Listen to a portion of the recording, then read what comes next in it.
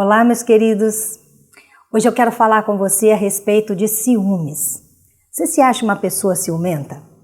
Muitas pessoas acham que ciúme é uma coisa muito normal e que é até prova de amor. Claro que é natural se você, por exemplo, você vai numa festa, seu marido ou sua esposa, namorado ou namorada, fica muito simpático com todo mundo e deixa você num canto. Quando isso acontece, é claro que você vai ficar incomodado com a situação. Se você é uma pessoa equilibrada, você vai chamar essa pessoa depois para conversar e vai mostrar como você se sentiu com o comportamento do outro. Vai tentar fazer com que essa outra pessoa se coloque no seu lugar para ver o que ele também vai sentir.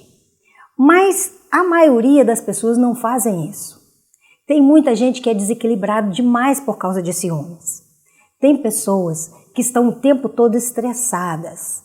Elas estão o tempo todo no estado de vigilância, achando que vão ser trocadas por outra pessoa.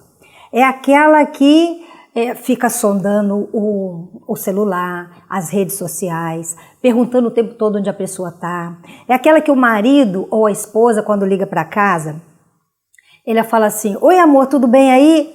E a resposta é: "Onde é que você está?" Então é a pessoa que está todo o tempo tensa com isso. Ela sabe que isso é exagero, ela sente que é exagerado, faz mal para ela, faz mal para outra pessoa, mas ela não consegue se controlar. Mas existem pessoas que conseguem ter um nível de ciúme ainda muito mais doentio. São aquelas que elas não desconfiam da traição, elas têm certeza da traição.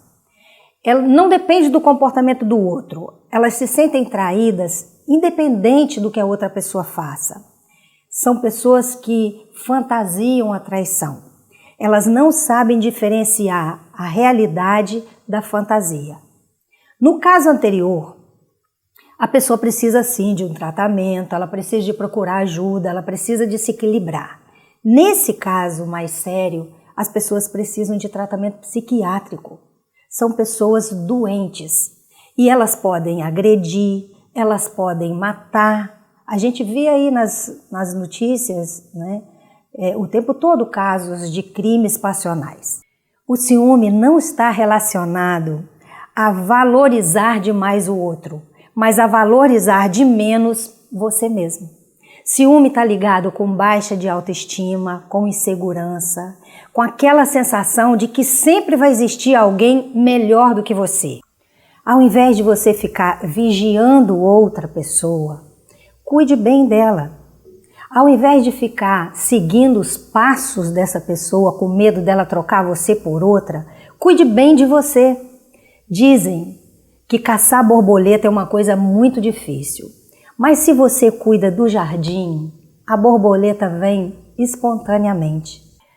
Aprenda a ter fé em você mesma.